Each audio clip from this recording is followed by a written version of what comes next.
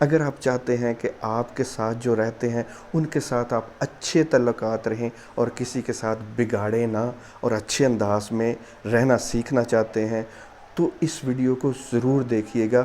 اس سے آپ کو پتہ چلے گا آپ کیسے اپنے آپ میں بہتری لا کے دوسروں کے ساتھ اچھے تعلقات بنا سکتے ہیں اور پرسکون انداز میں لوگوں کے ساتھ نبھا سکتے ہیں، لوگوں کے ساتھ رہ سکتے ہیں۔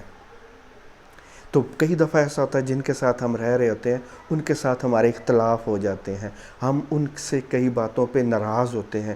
تو اس ناراضگی کو ختم کرنے کے اور سکون کو بڑھانے کے لیے ہم 3 چوائسز کر سکتے ہیں۔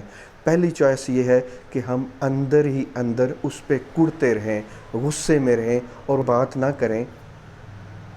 ہم اپنے اندر ہی معاملے کو رکھیں اور خود ہی اس پہ جلتے اور کڑتے رہیں اور ساتھ والے سے بات نہ کریں۔ اس کا بہت زیادہ نقصان خود ہمیں ہوتا ہے۔ ایک تو ہمارا ریلیشن شپ تو خراب ہوتا ہی ہے، لیکن وہ نیگیٹیو انرجی جو ہمارے اندر جمع ہونا شروع ہو جاتی ہے وہ کسی بھی بیماری کا سبب بنتی ہے، جب ہم بہت ساری معاملات میں اس طرح کی نیگیٹیو انرجی کو ایکیومولیٹ کرتے رہتے ہیں، اپنے اندر بڑھاتے رہتے ہیں۔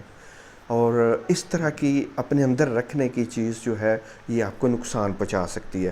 دوسری بات، جو دوسرا انداز ہے وہ یہ ہے کہ آپ اس پرابلم کو، اس پریشانی کو جو آپ کے اندر ہے، جس پہ آپ غصے میں ہیں، جو آپ کو ناراض کر رہی ہے، جو آپ کو بری لگ رہی ہے، اس کو اس انداز میں نکالتے ہیں، اس غصے والے، اس برے انداز میں، اس نامناسب انداز میں اگلے بندے کے سامنے اس کا اظہار کرتے ہیں کہ آپ اس کو پرووک کرتے ہیں، وہ بھی غصے میں آتا ہے، آپ بھی غصے میں آتے ہیں، اور اس طریقے سے آپ اس بات کو نکالتے ہو کہ وہ آپ کے ریلیشن شپ کو چیز خراب کر دیتی ہے۔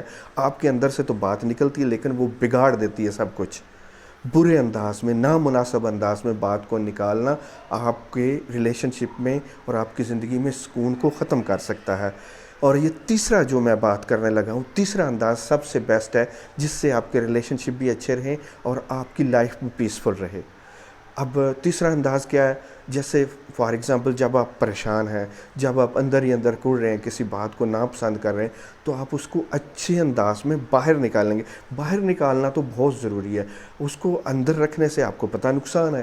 تو ہم کیا کریں گے اس ایسی صورتحال میں؟ آپ کیا کریں گے کہ آپ بات کریں گے اچھے انداز میں۔ آپ کہیں گے کہ یہ جو صبح بات ہوئی ہے، یہ جو مسئلہ ہے، اس وجہ سے میں پریشان ہوں۔